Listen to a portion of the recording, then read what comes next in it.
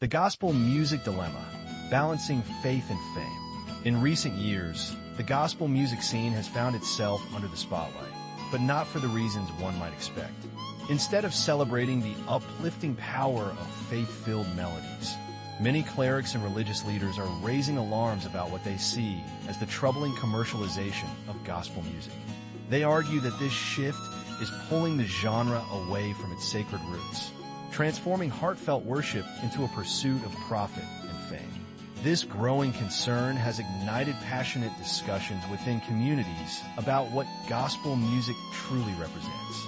Is it still a genuine expression of faith, or has it become just another avenue for financial success? Critics contend that the essence of gospel music is being compromised, turning what was once a sacred art form into a mere commodity. In February, Pastor Chris Oyakhilome, the founder of Christ Embassy and Love World Records, shared his thoughts during a broadcast that struck a chord with many. He pointed out that some gospel artists seem to have shifted their focus from their spiritual missions to chasing fame and financial rewards. This change, he believes, has altered the atmosphere within churches, making worship feel more like a celebration or party rather than a sincere act of devotion. Pastor Oyakhilome expressed his concerns about the authenticity of worship, noting that while these artists have played crucial roles in leading praise and worship, they often overlook the importance of prayer sessions. He lamented that many musicians now charge fees for their performances, which he feels detract from their original spiritual duties. They have become too popular, and because they were making even little money, do they know what big money is? The little money they were making was too attractive to them, so they didn't want to follow me. So they made a detour. I hope they all repent. They are not worship leaders, he remarked. In response to these comments, veteran gospel artist Lara George offered a different perspective. She highlighted the similarities between gospel and secular artists when it comes to musical expression and financial compensation. Lara pointed out that while some churches are willing to pay hefty sums to international artists, they often hesitate to extend the same generosity to local talents. She raised important questions about financial transparency within the church, particularly regarding how pastors earn their income. If you discover that your favorite international gospel artist charges a fee to perform, would that make them any less spiritual? She challenged. In March, Apostle Femi Lazarus, the lead pastor of Light Nation, shared his own experience of being quoted 5 million naira for a popular gospel artist to minister at his church.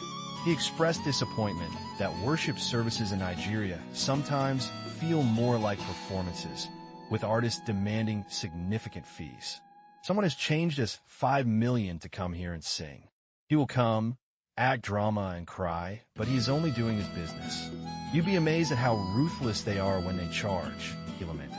Countering the criticism, Afrobeat artist Timi Dakolo took to Instagram to defend gospel artists, describing the backlash as gaslighting. He emphasized that artists need financial support to provide for their families, cover studio costs, and promote their work. Dakolo urged churches to invest in their gospel artists, pointing out the disparity in treatment between foreign and local musicians. It's important to recognize that while music and worship are deeply spiritual, they're also an art form that requires years of practice, he noted. Valuing people and their craft is essential, and every contributor within the church community deserves fair recognition and compensation. Gospel music is more than just a form of religious expression. It is a profound art form that resonates deeply with emotions and spirituality. The creation of gospel music requires immense dedication, creativity, and skill, reflecting the hard work and passion of its musicians and songwriters. This genre not only serves as a medium for worship, but also plays a vital role in shaping cultural identity, fostering community connections, and sharing personal testimonies. In light of this ongoing conversation, veteran comedian Odegwere Odazonaje, known as I Go Save, acknowledged Pastor Chris Oyakhilome's contributions to promoting gospel music in Nigeria. He called on pastors to invest in nurturing the talents within their churches rather than seeking already established gospel acts to promote their churches for free. Go Save emphasized that gospel artists deserve to earn a living from their ministry, just like pastors do. Only Pastor Chris or pastors that have promoted gospel musicians to the limelight should rant about them charging churches. Gospel artists need to put food on their tables too, like pastors on salaries from their churches, he concluded.